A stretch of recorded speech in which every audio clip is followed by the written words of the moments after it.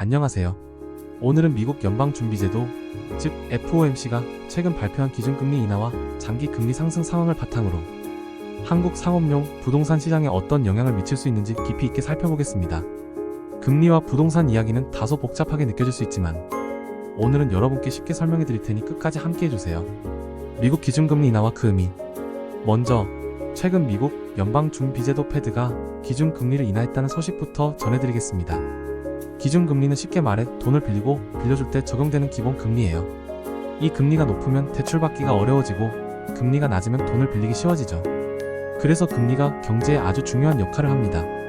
이번에 미국의 중앙은행은 기준금리를 0.5% 인하했습니다. 그런데 이번 금리 인하가 미국 경제가 나빠졌다는 의미는 아닙니다.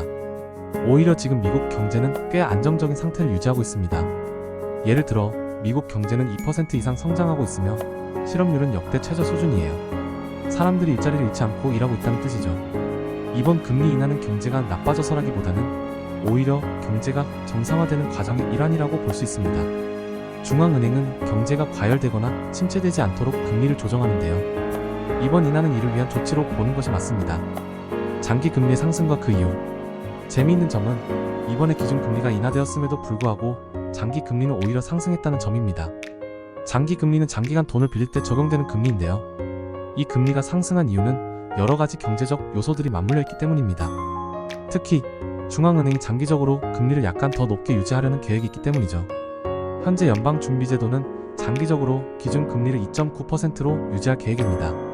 이것은 금리를 너무 낮게 유지하면 경제가 과열될 위험이 있기 때문에 어느 정도의 균형을 맞추기 위해 설정한 수준이라고 할 수 있습니다. 한국 상업용 부동산 시장과 미국 금리 정책의 관계. 그렇다면 이제 중요한 질문으로 넘어가 볼까요? 미국의 이런 금리 인하와 장기 금리 상승이 한국 상업용 부동산 시장에 어떤 영향을 미칠까요? 먼저 미국이 금리를 인하하면 글로벌 자금이 어디로 이동할지 고민하게 됩니다. 금리가 낮아지면 투자자들은 더 높은 수익을 찾기 위해 금리가 높은 다른 나라로 자금을 옮길 가능성이 큽니다. 한국도 그중 하나가 될 수 있죠. 특히 한국의 상업용 부동산 시장은 최근 몇 년간 여러 가지 변동을 겪었기 때문에 미국 금리 정책에 따라 변화를 겪을 가능성이 있습니다. 1. 외국인 투자 증가 가능성. 미국에서 금리를 낮추면 한국은 상대적으로 투자처로서 매력도가 올라갑니다. 특히 한국의 상업용 부동산 시장은 외국인 투자자들에게 더 많은 관심을 받을 수 있는데요. 금리가 낮아지면 부동산 투자 비용이 줄어들기 때문에 더 많은 외국 자본이 한국 부동산 시장에 유입될 가능성이 커지죠. 자금 조달 비용 감소. 또한 금리가 낮아지면 부동산 개발이나 매입에 필요한 자금을 조달하는 비용도 줄어듭니다. 즉, 한국에서 상업용 부동산을 구입하거나 개발하려는 사람들이 더 저렴한 대출을 받을 수 있게 되죠. 이는 결국 부동산 거래와 투자를 활성화시키는 데 도움이 됩니다. 한국 상업용 부동산 시장의 현 상황. 그렇다면 지금 한국의 상업용 부동산 시장은 어떤 상태일까요? 한국도 미국처럼 부동산 시장이 안정적인가요?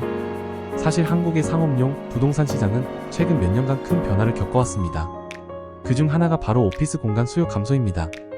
팬데믹 이후 많은 기업들이 재택근무를 도입하면서 대형 오피스 공간의 필요성이 줄어들었어요. 이로 인해 공실률, 즉 빈 사무실의 비율이 증가했고 상업용 부동산의 수익성이 줄어들고 있습니다. 1. 오피스와 리테일 부동산의 변화. 특히 서울과 같은 대도시에서는 오피스 공실률이 상당히 높아졌습니다. 기업들이 더 작은 공간으로 이동하거나 아예 사무실을 줄이면서 오피스 시장의 수익성이 악화된 것이죠. 뿐만 아니라 온라인 쇼핑의 성장으로 전통적인 상가나 쇼핑몰의 수익성도 감소하고 있습니다. 사람들이 더 이상 물리적인 가게에서 물건을 사지 않고 온라인에서 구매하는 경우가 많아졌기 때문입니다. 미국 금리 정책과 한국 부동산 시장의 미래. 그렇다면 미국의 금리 인하와 한국 상업용 부동산 시장의 미래는 어떻게 연결될까요? 우선 미국의 금리 인하가 한국의 기준금리에도 영향을 미칠 수 있습니다. 만약 미국이 금리를 인하한다면 한국은행도 이에 따라 금리를 내릴 가능성이 있습니다. 만약 한국의 기준금리가 낮아지면 상업용 부동산 시장에 긍정적인 영향을 미칠 수 있습니다. 왜냐하면 대출이 더 쉬워지고 자금 조달 비용이 줄어들기 때문에 상업용 부동산을 매입하거나 개발하려는 사람들이 더 많아질 수 있기 때문이죠. 외국인 자본 유입 증가. 앞서 말씀드린 것처럼 미국 금리 인하로 인해 외국 자본이 한국 상업용 부동산 시장으로 유입될 가능성도 커집니다. 특히 서울이나 부산 같은 주요 도시는 외국인 투자자들에게 매력적인 투자처로 자리 잡을 수 있습니다. 장기 금리 상승의 리스크. 다만 한 가지 주의할 점은 미국의 장기 금리 상승이 한국 상업용 부동산 시장에 리스크가 될 수 있다는 점입니다. 장기 금리가 상승하면 상업용 부동산 투자를 위한 자금 조달 비용이 장기적으로 증가할 수 있습니다. 이는 특히 부동산 개발 프로젝트나 대규모 자산 매입에 있어 부담으로 작용할 수 있습니다. 결론.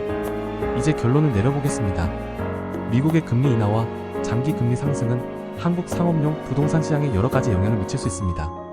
우선 단기적으로는 금리가 낮아짐에 따라 자금 조달이 쉬워지고 외국 자본이 유입되면서 부동산 시장이 활성화될 가능성이 큽니다.